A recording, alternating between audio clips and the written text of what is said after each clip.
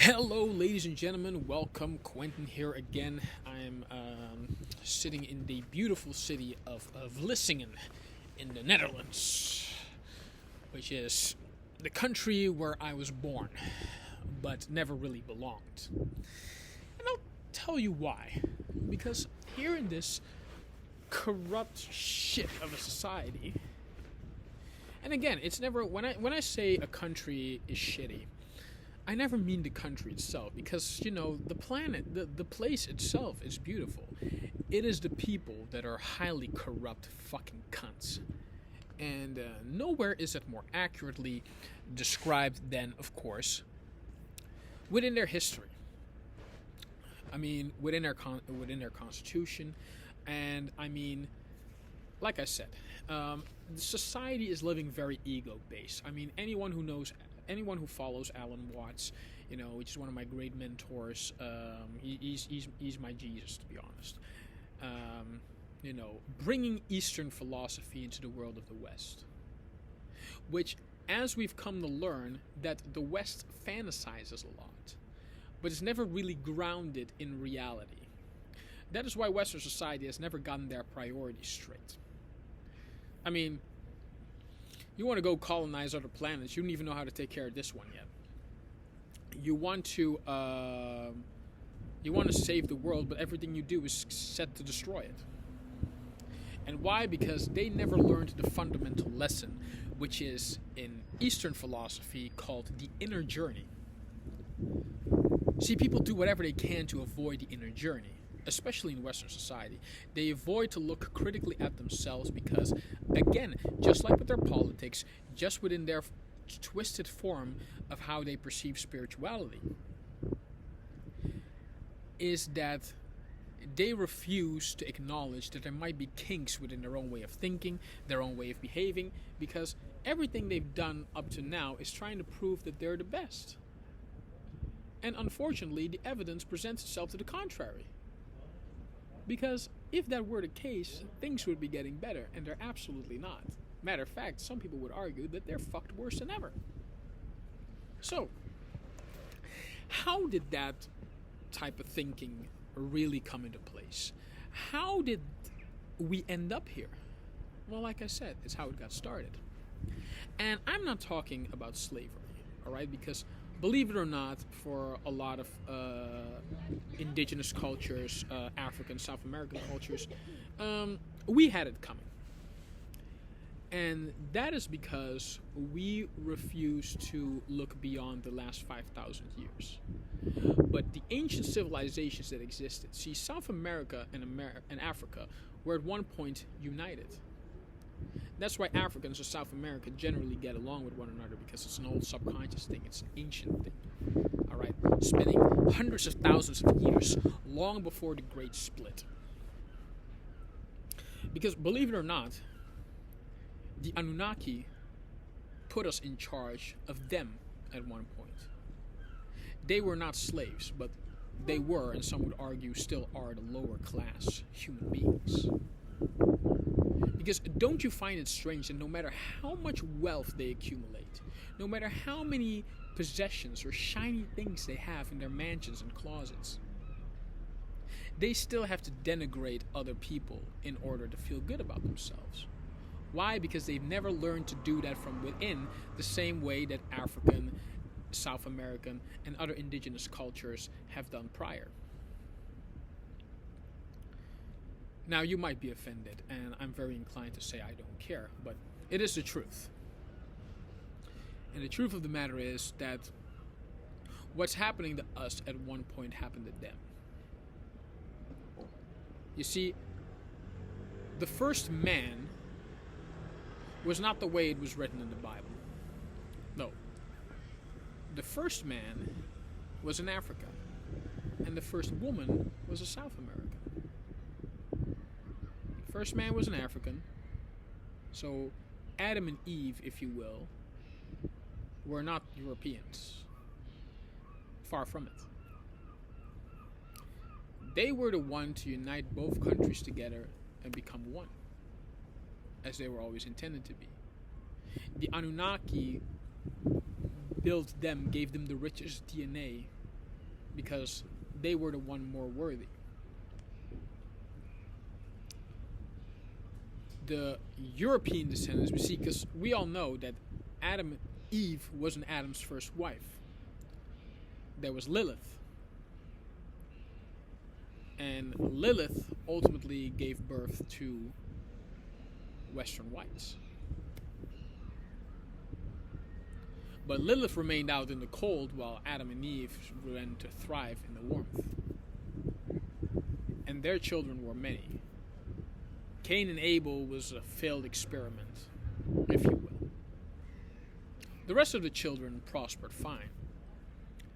But again, there was the concept of royal blood. Now, even in Western society, you ought to know that when you're talking about royal blood, you're talking about the purity of a particular family line or the purity of a particular DNA, usually done by incest. So, as much as you want to praise the royal family, here in the Netherlands, you know, they praise the royal family. Belgium had a royal family for a very long time. I don't know if they still have it. But Netherlands here, they have a royal family, and in England, of course, they have a royal family. Looking at that sick fuck Prince Charles, who should be in jail, by the way. But yeah, the day that will happen is that day that they will acknowledge that, yeah, Western society did a lot of fucked up shit and is still continuing to do a lot of fucked up shit, but they refuse to admit that they do a lot of fucked up shit, so they try to do everything to hide a lot of fucked up shit. So yeah, we're going to continue being in a lot of fucked up shit if we don't acknowledge that we've done some fucked up shit. So, but yeah, being of royal blood, being part of a royal family, means that you have preserved the purity of your family DNA, or in this case, modern times family name, through forms of ancestral intercourse, aka cousin fucking, whatever you want to call it. And that is the way the purity of the family was preserved. But a lot of Westerners remained out in the cold. So when the Iceman really, goes to the ice, that's where we, when Africans and South Americans ruled, that's where we would send them to find their soul. Because warmth comes from within. And it was very much believed that Western whites, even some till this day, believe that if you don't feel warm from within, that means you don't have a soul. And if you don't have a soul, you must go on a quest to find it. So when Western whites would be guided into our civilization and they do a lot of fucked up shit, the punishment, we would send them to live in the ice with Lilith and the rest of their siblings. If they passed a test and they felt the warmth, they were allowed to come back into the kingdom. However, if they weren't successful, they were to remain living in there until they found it. And some never found it. Some of them became corrupted by the ice and decided to live there. And well, that's where you have the first cavemen, really. But really, the cavemen were a lower class type of human. And most of them stemmed from Western whites. However, the African and the South Americans' DNA remained very pure. Why? Because that was the one place where the Anunnaki could come and plant their overseers. When people want to talk about aliens, they're already here. They've been here for a very long time. Getting into one living vessel after another, trying to watch over this planet until such time where we would be united once again. Now, I know I'm getting into a lot of topics all at once. And if you want to ask how I know all of this, well, again, there's an inner journey one must go through. And that inner journey starts with discovering your mind. And that's where I recommend philosophy, because philosophy is your guideline to the maze of which is called your mind. Once you've known your mind, and that can take as long or as short as you want to, once you've discovered that, then the rest of your journey can begin. The journey to know your mind, body, and ultimately your high vibrational frequency, or as I like to call it, your high spiritual frequency. Because there are a lot of methods to the madness. There are a lot of methods to get your spiritual vibration into such a degree that you get to where you call godhood. Because gods are immortal. And everything that Western society has tried to do, from giving you a name to leaving a legacy, or thinking about your family name, or thinking about leaving something behind, are all failed attempts for Western white society to achieve immortality, to achieve godhood. Because once you are immortalized, you will never be forgotten. That's where you had the great conquerors, that's where you had the great poets, you had the great playwrights of our time, all did whatever they could to preserve a vision of themselves left behind by other people in order to try to achieve immortality. Because we are all made in God's image. Except the only problem that Western white society has forgot to think about, that's before you go to the outer journey, one must take a look inside. See, for when you're inside, when you know yourself completely on the inside, you will never be swayed, you will never be fooled, you will never be tricked, and you'll never be corrupted. And that's why we're in the state we're in right now, because we have become too easily corrupted. And believe it or not, ladies and gentlemen, it does not take a lot of fantasy for us to be corrupted in this day and age. Why? We like shiny jewelry. We like dollar signs. We like nice cars. We like nice women. Women like nice jewelry too. Women like nice men. Women like nice outfits. We're all easily manipulated. We're all easily swayed into thinking that all this means anything. We're all here to achieve immortality. We seek to find God. So everything we've done up to this point is trying to find God. But we failed. Or more or less, I say, Westerners have failed. Because they fail to realize that in order to find God, you must find the God within you. Because ultimately, God will only reveal himself to you. The Creator will only reveal itself to you once you've realized that you are part of the Creator. And the Creator can only mirror, which is what this whole society is afraid of. Western society is afraid of mirrors because the journey within is the most impossible, as I've stated earlier, for Western whites to do ever since the dawn of their society. That is because they refused to do the journey within unless they were forced to. And believe it or not, subconsciously in our DNA, that same memories has passed on time and time and time again. Where they felt that the only way they knew how to do it is to do others to do the same. That is exactly why when all the mandates is going on, yeah, you have your freedom as long as you do what we tell you to do, is because that's the way it's always been done. Even when Africans, South Americans, and other indigenous tribes ruled in the ancient civilization times, long before the Great Split. Now you might want to ask me, well, Quentin, if all you're saying is true, what caused this Great Split? Well, for that to be figured out, you would have to believe in demons. How much do you know about demons? Exactly what I thought.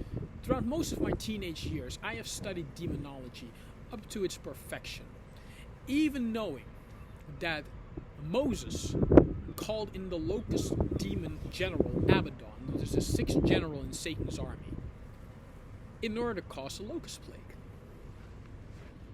But a lot of people wouldn't tell you that. Same thing as I would be able to tell you that the reason an exorcism will never work is because you cannot force out something that was invited in. A lot of the sins, a lot of the demons, we are, as I've said, we are the image of God. But also God created the devil with his own hands. So believe it or not, ladies and gentlemen, we are the gods, the angels, and the demons all in one. And as soon as you take that inner journey and would realize that, you would know that only when I recognize the God and the demon within myself will God ever reveal his truest form to us. As long as we realize that God is us and God is everyone around you. Everything around you is spiritual. Everything around you has some spiritual essence. Even this piece of plain wood, this right here behind me, has spirit. Because Taoism and Shintoism would have you know that spirituality, even in an inanimate object, has as much life within us as we do. Even though we do not communicate at the same level as a piece of wood or a piece of rock.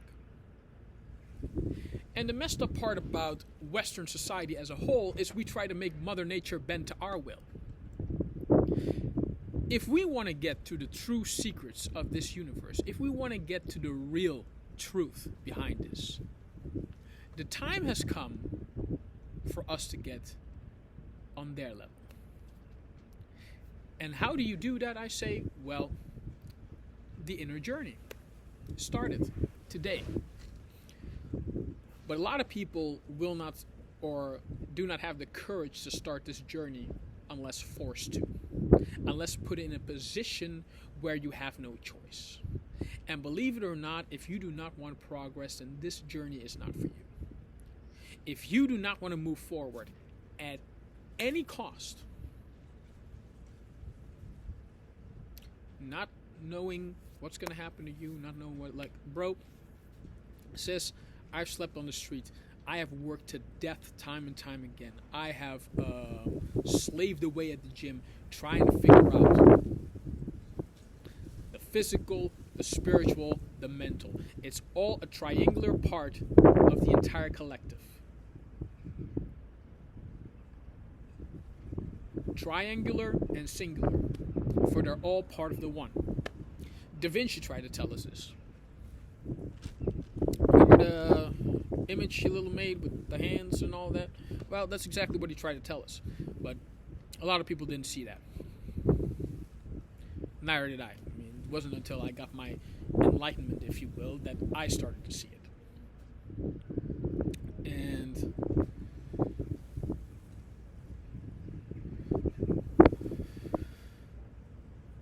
And believe it or not, ladies and gentlemen, the inner journey is not for everyone. I was forced to take this inner journey because of my dark past. All right, like I said, multiple times abused, beaten for no reason, vilified, bullied, whatever you can name it. I've had it done to me, and I went on the inner journey because my environment let me believe, until I figured out I was in the wrong environment, that there was something wrong with me. So I did everything I could. Like, I explored actors. I explored philosophy. I explored mythology. I explored the prehistoric times, dinosaurs. Loved dinosaurs. Everything I could find out, because if I would find out the origin of the world, if I get into these different mindset, maybe, just maybe, I could figure out what's wrong with me and fix it. For a 6-year-old to have that mindset, you can only imagine what a 6-year-old has to go through in order to get into that particular mindset. Now, I don't know how many videos I'll have left before I have to shut this down, because, it's getting a bit dark outside. I still have to charge the laptop. I hope the nice people at the kiosk will let me do that. So, having said that,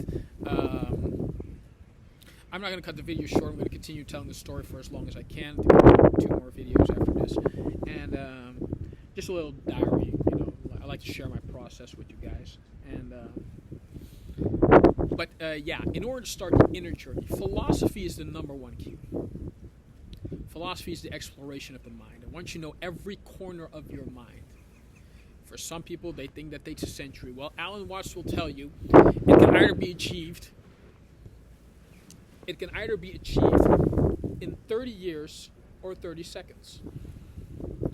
The answer is entirely up to you.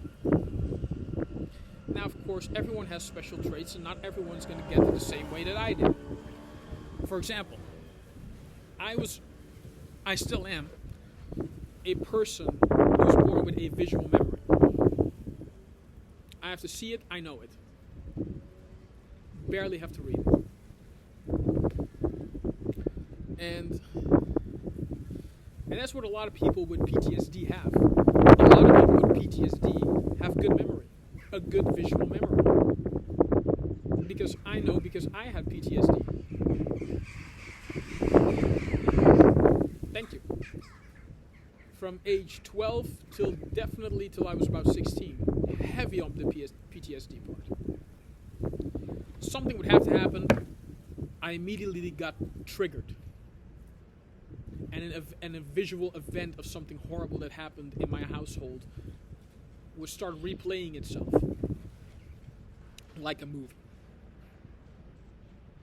And it wasn't until I was in my early to mid 20s where I figured oh shit, I have PTSD. Never knew. And so especially Western whites, they're not going to do anything unless they're forced to do it in that position. And so philosophy is the number one key. Second of all is a physical activity. It doesn't matter what it is. It could be a group thing, whatever you like. Me personally, it was bodybuilding for me because that was an individual sport. As a kid, I loved it because I never was good at group sports. I always got picked last at every game. I was picked last. So I was like, you know what? Fuck you guys. You know what? I'm just going to do this bodybuilding thing because I don't need any of you motherfuckers for this. And I tried a lot of sports. I tried hockey. I tried soccer. I tried all this. But a physical activity whereby every day you can progress to the maximum of your ability, that will be the highest key to getting the physical part right. And even after doing years of bodybuilding, I was working construction. I was working out 4 hours. I was working 8 hours a day, working out 4 hours that same day, and just went home and did all of that again. And that was the fundamental key to all of this. Now, the third part, and this is the part where it gets tricky for a lot of people, because when we talk about spirituality, what does that mean to you? I know what it meant to me. I know where I had to start. You see, as a kid, I was always very much fascinated with Asian and Japanese culture. For some reason, there was so much hidden wisdom and hidden secrets in there that as a kid, I just had to discover it, because maybe therein would lie the key. Now, afterwards, I figured out that key, I had to move on to a second key. That's where I started getting into the roots of Christianity, Catholicism, and after exploring basically every religion down to its core, and like I said, having a kid, studied a lot of mythology, African mythology, Norse mythology, even Russian, Swedish, Danish, and those were all leading to the spiritual connection. Like, hey, what resonates with me? For example, I grew up a heavy metal kid. All right, I was probably the only kid in my school who would put Nat King Cole, Busta Rhymes, and Cannibal Corpse in the same shelf. Having said that, however, once I started the spiritual side of my journey, I realized that there are certain things that used to be a part of my life that I had to let go. And that's a problem for a lot of people in Western society, because people try to get into Eastern philosophy, as Alan Watts said, still holding on to the Western side of their thinking. And as Alan Watts said, that's where we get into very dangerous areas. And a lot of people, especially in Western society, they don't want to take that inner journey, so they'd rather take shortcuts. I'm talking alcohol, I'm talking psychedelics. Everyone's obsessed with ayahuasca. And I can tell you, really, if you're that set serious about your spiritual journey, about your inner journey, cut it out. You don't need it. They're all just byproducts of what's already hidden within the human DNA on its own. Matter of fact, I don't need to smoke weed when I can get certain psychedelic experiences just from drinking tea. Just drinking tea can give me a high that's equal to an LSD experience. Well, that's the problem with Western society. Things as Sadhguru, again, shouts out to Sadhguru, that's what he said at one point. Like, things that take a long time, Western people want a shortcut, and things that take a short time, Western people want to drag out as long as possible. Even Alan Watts said that.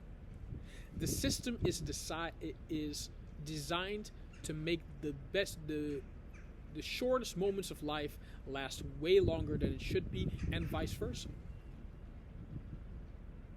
Yeah, sure, work a 9 to 5, get a job, go to school, go to college, get the 9 to 5, get the wife, get the couple of kids, get the cars, get the house. All designed to drag out life experience, all on the illusion of safety, while really it is codependency.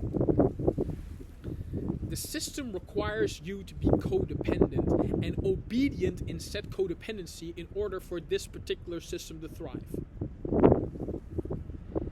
And that is exactly why we are here where we are today, because Western society refuses to let go of the things that need to change. In your bundle of memory that resides not just within your brain, because that's another failed misconception that Western people have, that all your memory is stored into one particular part of your body.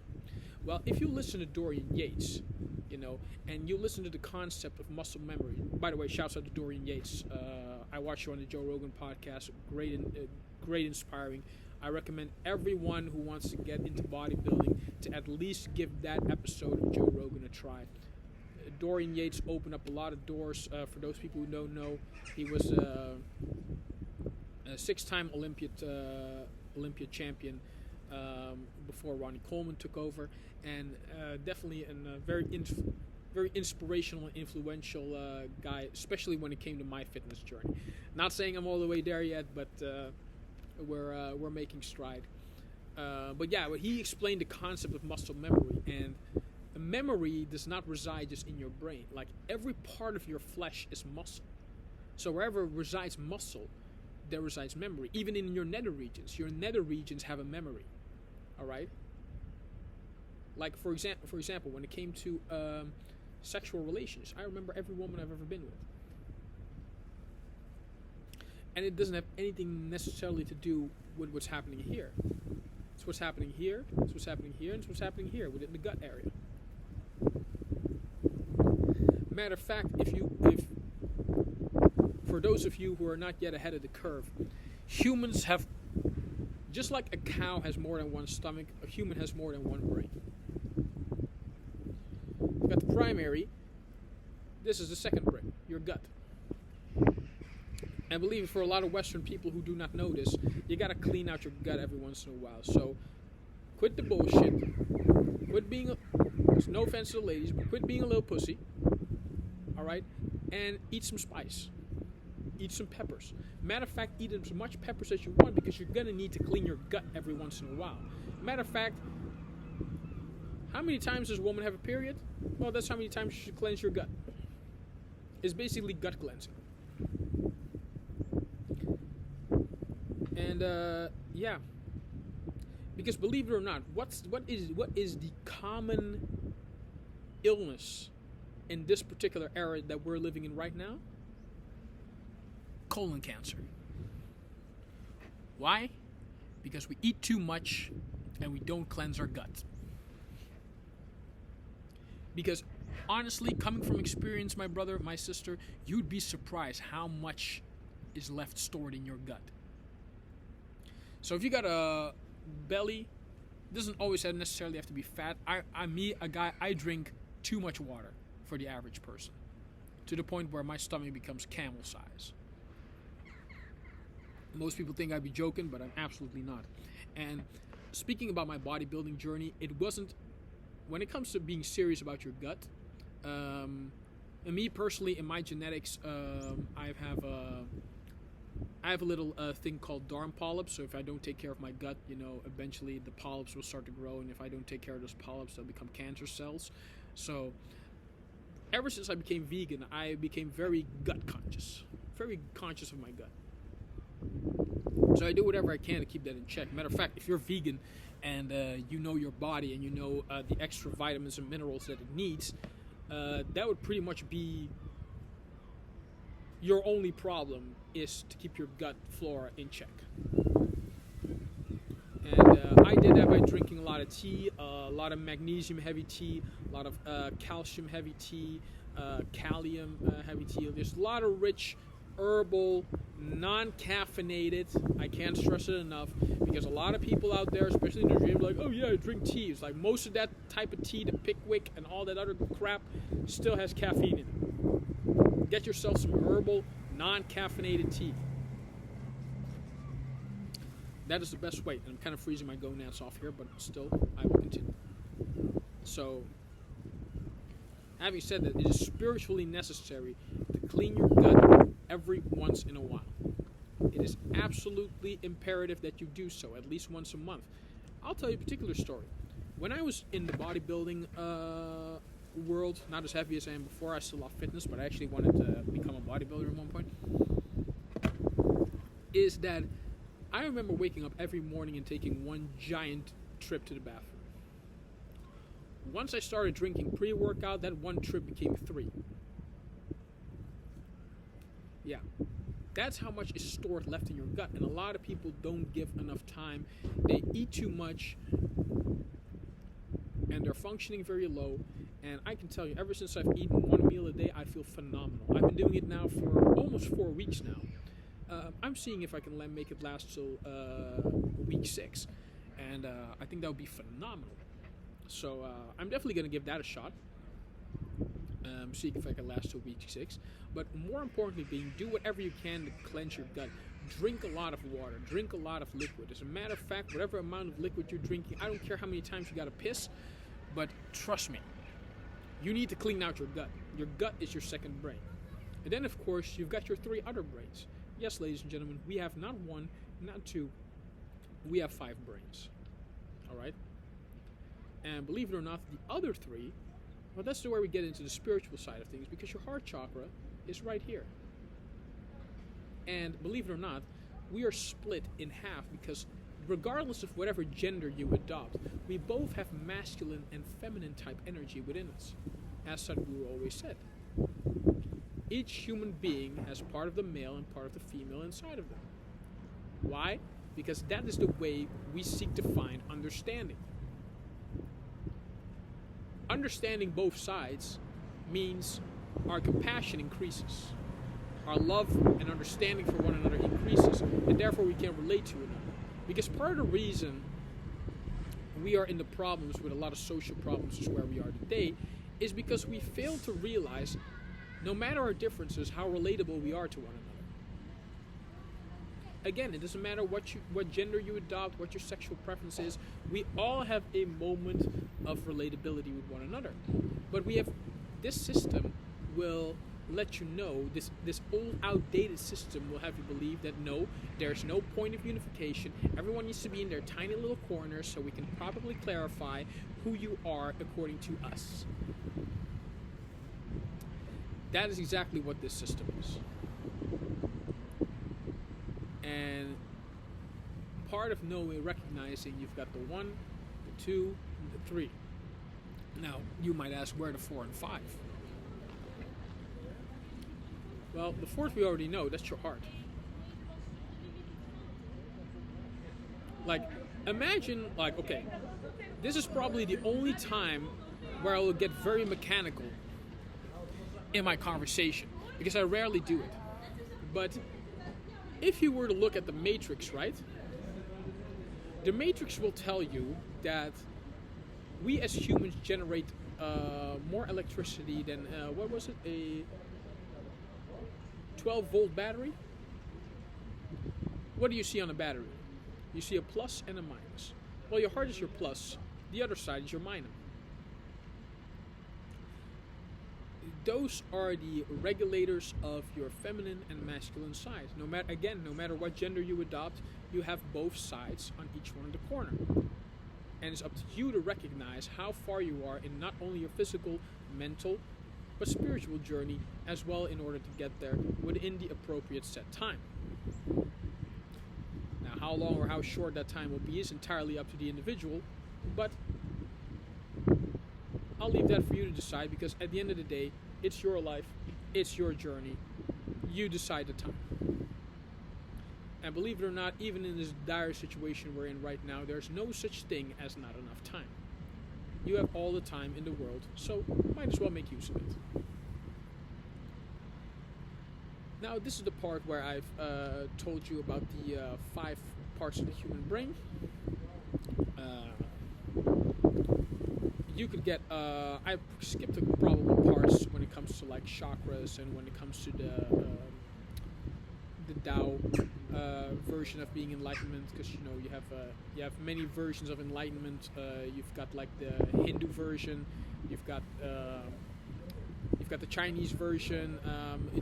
Buddhism has radically transformed into a lot of variables. I mean, even Japanese Zen Buddhism is vastly different from Hinduism. It's very different from Chinese Buddhism and any other parts where Buddhism has adopted. And a lot of Western people have tried to adopt that as a sure form thing. But understand that in order to adopt one set of beliefs completely, because that's where I went wrong when studying philosophy.